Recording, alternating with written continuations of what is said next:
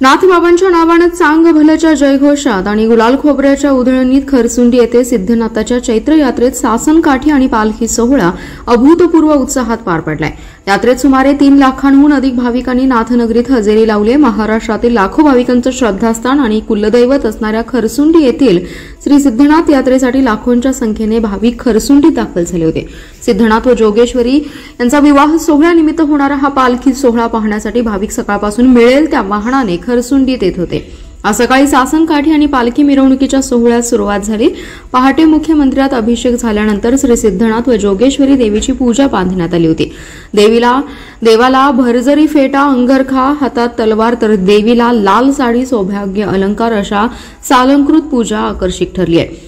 सकाळी 11 नंतर गावोगावच्या सासन काठ्या मुख्य मंदिरात दाखल होऊ लागल्या। मंदिराच्या आवारात सासन काठ्या आल्यानंतर पारंपरिक वाद्यांच्या तालावर नाचवण्यात येत होत्या। दर्शनासाठी आलेले भाविक सासन काठीवर गुलाल व खोबऱ्यांची मुक्त उधळण करत होते। 2 वाजता धावडवाडीच्या मुस्लिम आणि विठलापूरच्या हिंदू मानकऱ्यांनी एकत्र नैवेद्य अर्पण केला। दुपारी 2 वाजेपर्यंत मोठी गर्दी झाली।